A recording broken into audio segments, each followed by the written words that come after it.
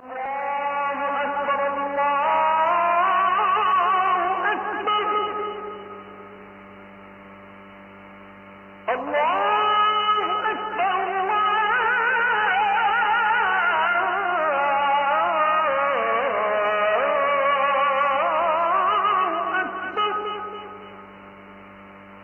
ইস্যুতে তেল সরবরাহ কমলে বাংলাদেশ সহ সারা বিশ্বে কি পরিমাণ প্রভাব পড়বে। আসলে ইরানের যে বর্তমান সিচুয়েশন আমরা দেখতে পাচ্ছি, যেভাবে ইরান প্রতিবাদী হয়েছে এবং যেভাবে তারা প্রতিরোধ গড়ে তুলেছে, আমাদের কাছে মনে হয় একটা বিজয় অপেক্ষা করছে।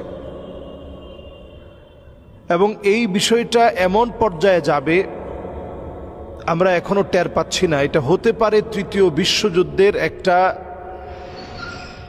ঘোষণা মাত্র।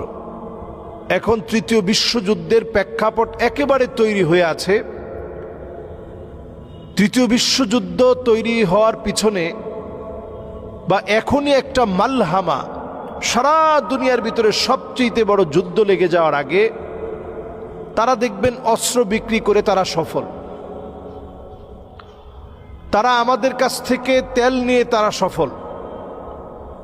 আমাদের কাছ থেকে তারা গোল্ডগুলো সব সংগ্রহ করে ক্রিপ্টোকারেন্সি আমাদের কাছে বুঝিয়ে দিয়ে তারা সফল। যুদ্ধ তারা লাগিয়ে দেয়, তারা আবার আমাদের কাছে অস্ত্র বিক্রি করে।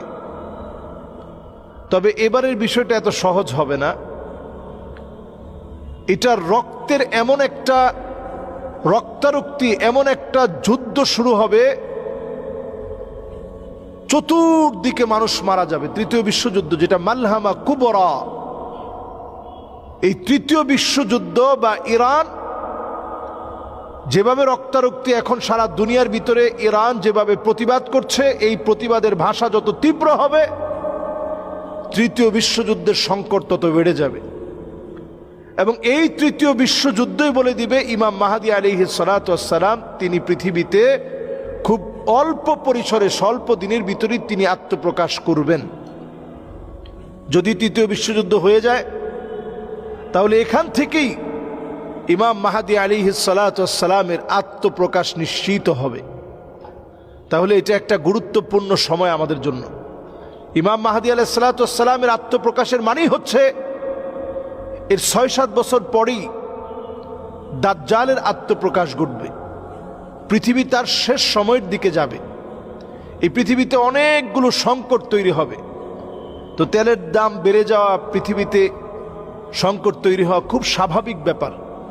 আরও অনেক ধরনের সংকট এই পৃথিবী ফেস করতে হবে। এই সবগুলো বিষয় মাথায় রেখে আমার আপনার এই মুহূর্তে উচিত হচ্ছে অধিক পরিমাণে, বেশি পরিমাণে সূরা কাহফের অন্তত 10টা আয়াত আমরা শিখে ফেলি, মুখস্থ করে ফেলি, পড়ার চেষ্টা করি। দাজ্জালের ফিতনা থেকে আমরা পানাহ চাই, নিজে বাঁচি, পরিবারকে বাঁচানোর চেষ্টা করি। আমরা প্রতিনিয়ত যে দোয়াগুলো রাসূল করিম সাল্লাল্লাহু আলাইহি ওয়াসাল্লাম শিখিয়ে গেছেন, এই দোয়াগুলো নিজে পড়ি, পড়ার চেষ্টা করি, নিজেকে বাঁচানোর চেষ্টা করি। আল্লাহ আমাদেরকে তৌফিক দান করুক। আসসালামু আলাইকুম ওয়া রাহমাতুল্লাহি ওয়া বারাকাতুহু।